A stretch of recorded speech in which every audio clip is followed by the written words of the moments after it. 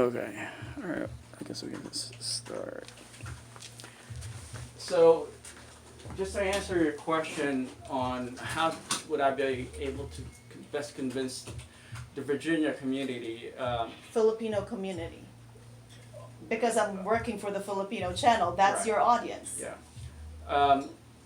There's, okay. Filipino I have American. To, I have, right. I have to have a consistent message, and I can't just tailor my message based out of the race Yeah. or ethnic group or Yeah, that's why I'm voters. asking you, because What I'm I can say to delivering answer, this to right, the Filipino American right. community.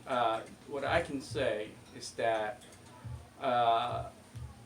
they would have equity in the way that people of different race are represented in the state of Virginia. I need to make sure that the Filipino community, Filipino American community, is getting the return on their investment within the community, and therefore my objective is to give everyone in Virginia an equal platform and footing in representing them in Washington, D.C., in the Capitol. And there's many ways to do that. We're going to deploy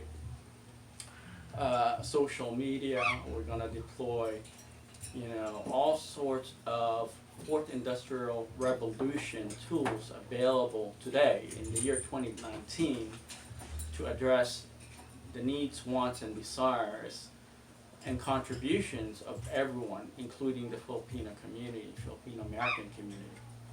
So those are the basic tenets of what we're trying to promote. And as the evolution of the world, the evolution of the marketplace, and evolution of the Virginia community continues to happen, then we're going to incorporate those changes into the way that we're managing our state, managing our communities, and basically providing assistance to businesses in the state of Virginia so that they can compete and they get the resources and help and support from Washington, the federal government, so that they can organize themselves and be able to compete wherever it is. So that's my agenda. So do you have any particular Filipino community organization who's endorsing you, so, to support you, Right. represent the Filipino American community in Virginia in the Senate? Right now, I just started my campaign a month ago. Is that one of your goals, to get an organization and Yeah, endorse well, you? okay. We're getting support now from various organizations throughout Virginia. My objective is to focus in on building capacity in the state rather than, working with political, lobbying group and public interest that wants us to represent their interests alone. That's been that's what politicians do to begin with, right? They work with people that have special interests and focus on those special interests based out of who it is that's giving them the most money or support.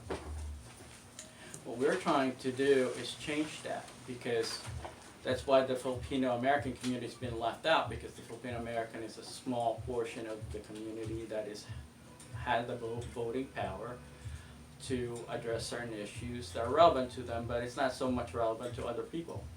So we're trying to change all of this. We're resetting the button in terms of governance. And I'm that person to do that as an independent. I'm resetting the button because you name it, either black, white, brown, yellow, purple, whatever color within the community are really not getting equal representation in Washington, D.C., and Capitol Hill. There's just a lack of transparency when it comes to governance and representation.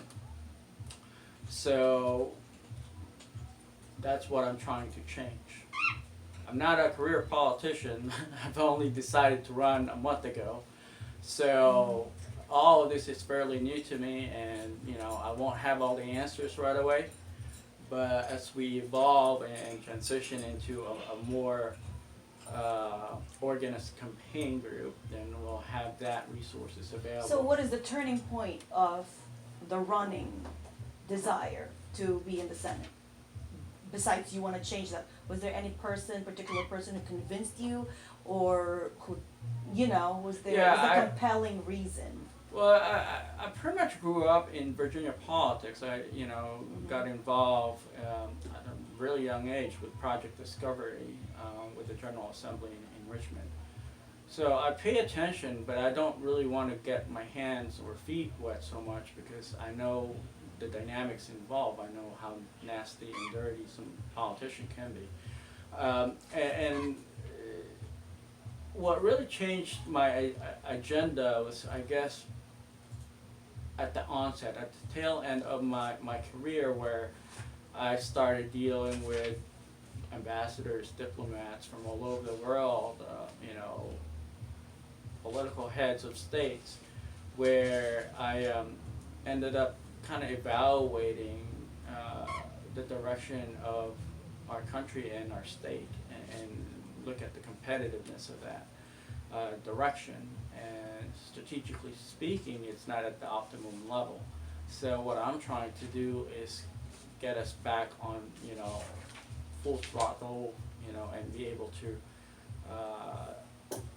evolve into a more, consistent and sustainable economic development platform within the Fourth Industrial Revolution. So what the Fourth Industrial Revolution is basically the transition of machine and man emerging and developing. What's that fourth? In the Fourth Industrial Revolution. And what that is that, when machine, like, artificial intelligence is creating different outcomes coinciding with, with an individual, a man's Just keep talking. development, agenda. So it's fairly common now, people use blockchain technology, some uses, their smartphones in various, capacities. Change the angle. So all of this stuff happens because the market have evolved, and back then, if you wanted to listen to your favorite music, you would buy a CD disc. But before the CD disc was around, people would buy cassette tapes. Before cassette tapes were around, people would buy vinyl disc records. All of this are now, basically done with. You can't buy those anymore because the shipping costs for vinyl discs, cassette tapes, and DVDs is so costly to travel around the world. Whereas today, people can just go on YouTube and listen to their music or whatever it is that they use to create, that experience for them. And that's just gonna be, it's gonna be hyper sped up by the transition into the Fourth Industrial Revolution, because core competencies of various countries around the world is, evolving. They print buildings today. Okay, so with your platform going international, the fourth, what is that word? Fourth Industrial For the Revolution. Fourth Industrial Revolution, Right. how would you relay the message on a layman's term? Because not everybody understands that. Right, Like and majority of the voting population do not understand that. Right. How will that affect me, for example, Sure. as an individual Right. who doesn't know about business at that much higher scale? How will that affect me? Yeah, and that's how I've written books on this subject, and it's more of a basic, as you would say, a layman, term. And it's called faceconomics, we built that platform. It's spelled FACECONOMICS,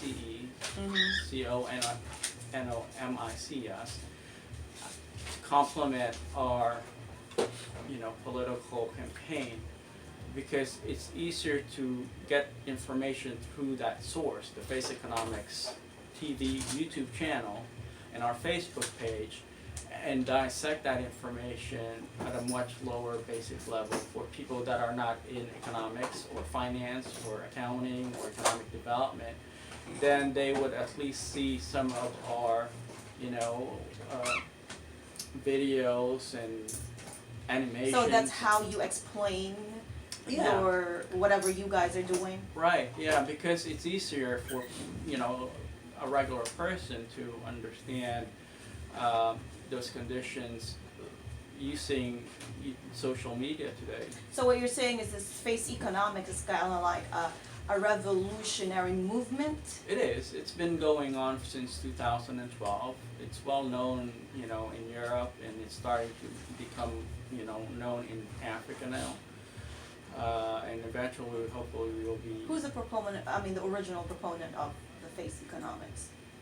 We didn't really have any official proponent. Did it start with your group or somebody else's group? No, I started the whole concept. Okay. So I wrote the book on the concept. Okay. And after that, basically it happened when I was in college still, because Facebook came out back in 2004. I think 2004. And I graduated from Liberty University in 2006. So they were just kind of, getting plugged in to various colleges and social groups throughout the country. So at that time, I joined I created my Facebook account thinking that I was going to bring, members of the International Business Council, the group that I founded at Liberty University, on Facebook. And then what I noticed was that people were sharing information about their countries, things that they buy, everything that creates a market environment on social media. So Facebook is not just a social media platform, it's an economic platform. And that's where it evolved into, face economics, because for some reason people associated Facebook to just, having friends and Okay, clicking. whereas it's actually a business platform, so what you're It's saying. an economic platform, not Yeah. just a business platform, because there's trade of information going on Facebook, and therefore our market. So it's kind of like a world of economics in the digital world. Yeah, I guess you can say that like that, because the marketplace is more of a trading of ideas rather than trading of products. So in order for you to have a robust market environment, there has to be a trade of ideas. Okay, so to wrap all things up, what's your message to the Filipino community to, to think about you when they pick the right candidate for the Senate? What's your message to them? Well, I think our message is to, feel as if we're promoting equity and being able to share our aspirations with the general population is the most important, platform for me for this campaign season, and just feel as if that they're contributing to the local economy and to the country, as well as developing a bridge between the Philippines and the U.S. But because of the Fourth Industrial Revolution, all of this are already readily available. Anyone that wants to learn about the Philippines, they can go on YouTube and find out about stuff that's going on there, destination places to go to. So we have to be more strategic as a country, as a society. We are Filipinos, but we're also Americans. So we have to be able to promote a consistent message. We can't just cherry pick certain issues and causes and say this is relevant to us and this is not going to be relevant to somebody else that's not Filipino American. We want to be fair in the way that we're operating as a society and as a people group.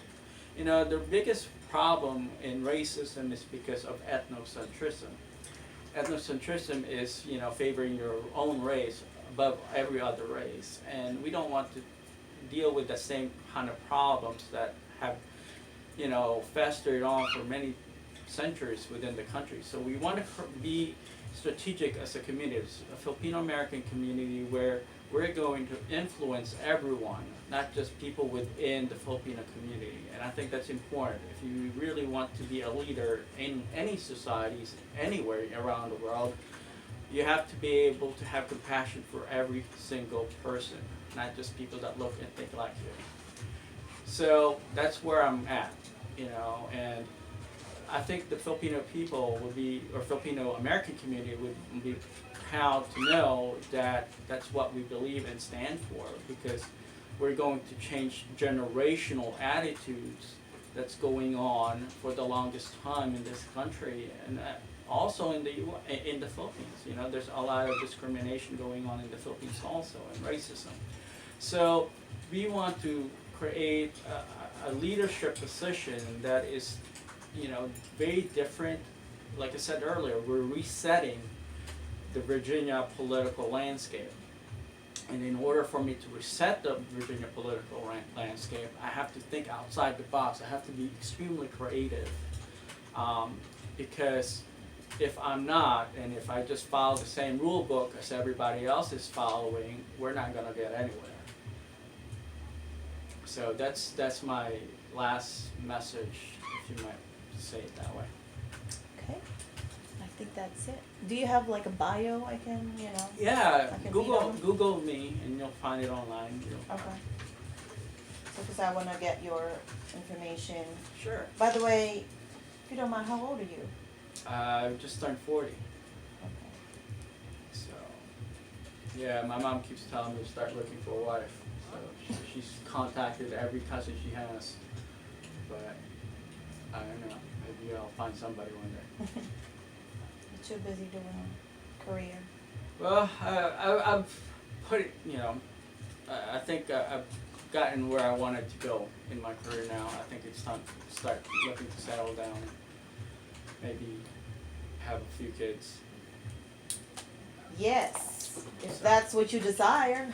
Well, you know, it'll happen, but I think it'll